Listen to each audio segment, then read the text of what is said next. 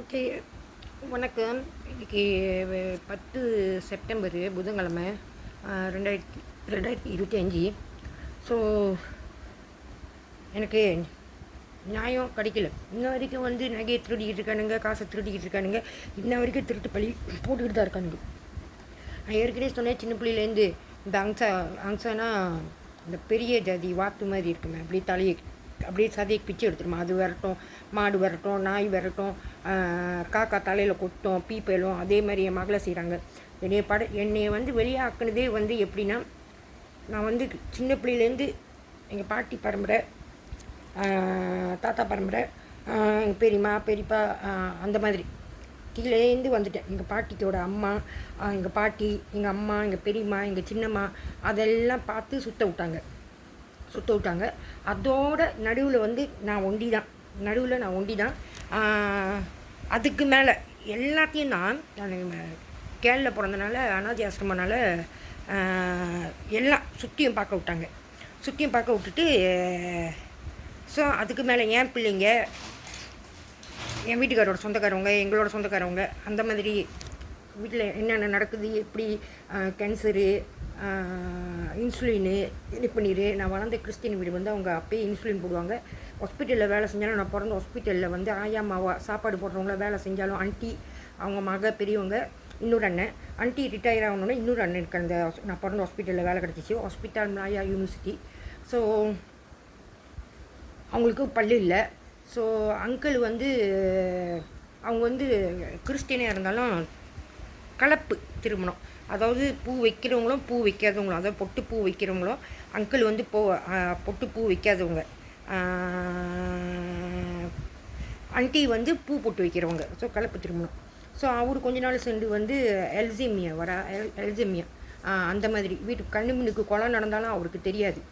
So இதெல்லாம் பார்த்து உண்மையை வெளியாக்க தான் இந்த இம்ப்ளானை பற்றி என்னைய வெளியாக்குனாங்க. ஸோ இடையில எங்கே தப்பு நடந்துச்சு, என்ன நடந்துச்சுன்னு எனக்கு தெரியல. இன்றைக்கி 4 பிள்ளைங்களும் பிடிச்சி போட்டது இல்லாமல், என் காசை சாப்பிட்டது இல்லாமல், எங்கள் அப்பாவோட கவர்மெண்ட் காசு, எங்கள் அம்மாவோட கவர்மெண்ட் காசு, நகை, நான் வேலை செஞ்சு வாங்கின நகை, ஆனால் யாரோ சீனா கொடுத்தான் அப்படி சொல்லி பொய் சொல்லி இந்த மாதிரி பண்ணிக்கிட்டு இருக்காங்க. ஸோ இதையே நான் சொல்கிறேன்னா, எனக்கு நியாயம் கிடைக்கணும். யார் இந்த மாதிரி செஞ்சா? எங்கள் குடும்பமாக என்னை இந்த மாதிரி செஞ்சது இல்லை, நான் வளர்ந்த கிறிஸ்டின் வீடா, இல்லை நான் பிறந்த ஹாஸ்பிட்டலா? ஸோ பிறந்த சூறாவில் பின்னால் சாப் இருக்கும். என்ன ஊசி போடுறாங்க, பிறந்ததுலேருந்து என்ன தேதியில் போட்டாங்க, என்ன பேர் அப்படின்னு. என் தம்பி பிறந்த சூறாவில் சாப் வச்சு ஊசி பேர்லாம் இருக்கும், என்னென்ன தேதி ஊசி போட்டாங்கன்னு முழுசாக ஒன்று கூட தவறாமல் இருக்கும். ஆனால் என்னோடய சாப் ஒண்டி தான் இருக்கும். கேட்டதுக்கு எங்கள் அம்மா சொன்னாங்க, பெருசாக வந்தால் தெரியும், உனக்கு கொஞ்ச நாள் பெருசாக வந்தால் தெரியும்னு. இப்படியே சொல்லி எங்கள் அம்மா செய்ய சொன்னதெல்லாம் சொல்லி, காமிக்க சொன்னதெல்லாம் காமிச்சு கடைசியாக எங்கள் அம்மாவை கொண்டுட்டு, அதாவது இந்த இம்ப்ளான்ட் போட்டால் ஊசி தேவையில்லை, ஒன்றும் தேவையில்லை, மருந்து தேவையில்லை, இன்சுலின் தேவையில்லை. ஸோ இந்த இம்ப்ளான்ட் என்னென்ன அநியாயம் பண்ணுறாங்க, க்ரைம் பண்ணுறாங்க. ஸோ இதை பற்றி தெரியணுன்னா இந்த கொஞ்சம் சிங்கப்பூரில் சிங்கப்பூர் படத்தில் வெளியாக்கியிருக்காங்க, JOE த பிளாக் அசாசின்.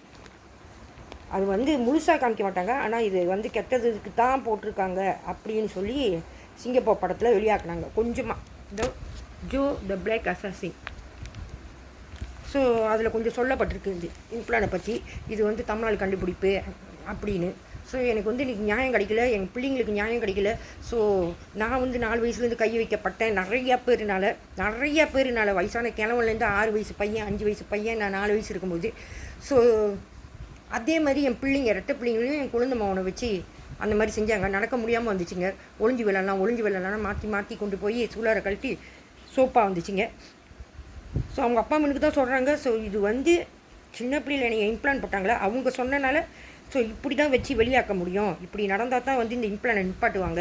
ஸோ இதில் லைஃப் வீடியோ, புருஷன் முன்னாடி ஒன்றா இருக்கிறது எல்லாமே அவங்க பார்க்குறானுங்க, சீக்கு கொடுக்குறானுங்க, நீங்கள் என்னென்ன சாப்பிட்றீங்கன்னு. அந்த சாப்பிட்ற வைக்கிறதும் இனிப்பு அளவுக்கு மீறியாக சாப்பிட்றது, எண்ணெய், நெஞ்சு வலி வருது, இதெல்லாம் அவங்களே சாப்பிட வச்சு அவங்களே சீக்கு கொடுக்குறானுங்க, சாவடிக்கிறானுங்க. ஸோ இந்த இம்ப்ளான் இந்த இதை உடைக்கிறது, இந்த இம்ப்ளான் எப்படியாச்சும் உடைக்கணும்னு சொல்லி தான் இன்றைக்கி எங்கள் பரம்பரை, எல்லாம் சுற்றி வர பரம்பரை, என் குடும்பம், என் புருஷன் குடும்பம், ஸோ எல்லாம் சுற்றியும் நெய்பர்ஸு, கேர்லேருந்து ஆசிரமத்துலேருந்து நான் வளர்ந்த இடத்துலேருந்து பிறந்த ஹாஸ்பிட்டல்லேருந்து கிறிஸ்டின் வீட்டிலேருந்து சொத்தியும் எல்லாம் காமிச்சாங்க. காமிச்சிட்டு நான் தான் வந்து நடுவில் என் பிள்ளைங்களை பிடிக்க தேவையில்லை, நான் தான் வந்து இதுக்கு ஒரே ஒரு ஆள். ஸோ சின்ன பிள்ளைலேருந்து எங்கள் அப்பா டிவிலேயே பழக்கினனால, மீடியாவிலேயே பழக்கினனால, மீடியா வந்து வாட்ஸ்அப்பு, யூடியூப்பு, எல்லாம் இன்ஸ்டாகிராமு, ஃபேஸ்புக்கு எல்லாத்தையும். அப்போ சின்ன பிள்ளைங்க டிவியில் பழக்கணுன்னா டிவின்னு டிவியில் தான் கண்டுபிடிச்சேன். ஸோ என்னை பற்றி எல்லா படத்துலேயும் என்னோடய கதை வருது, எனக்கு என்ன நடந்துச்சு, எப்படி நடந்துச்சு, என்னோடய உண்மை எல்லாம் வெளியாகுது. ஸோ டிவியை 2 வாட்டி உடச்சிட்டாங்க. டிவியில் வந்து பார்க்கக்கூடாது, உண்மை எனக்கு தெரியக்கூடாதுன்னு 2 வாட்டி உடச்சிட்டு அதுக்கும் என்கிட்ட காசு வாங்குறாங்க. ஸோ திருப்பி வரேன். ஸோ இவங்களுக்கு வந்து செயல்படுத்த முடியலன்னா நீ வந்து என்னை விட்டுருக்கணும். அப்போ உனக்கு தெரியும் இது வந்து நீ நடுவில் வந்து இந்த இம்ப்ளான்ட் போட்டவங்க வந்து ஏமாற்றுவாங்க, இதை வந்து மறைப்பாங்க. எனக்கு தெரிஞ்சும் நீ வந்து என் பிள்ளையை பிடிச்சி போட்டிருக்க, என்னையை பிடிச்சி போட்டிருக்க, என் குடும்பத்தை பிடிச்சி போட்டிருக்க, என் வாழ்க்கையை நீ கெடுத்துருக்க. திருப்பி நான் வரேன், எனக்கு நியாயம் கிடைக்காம நான் விட மாட்டேன்.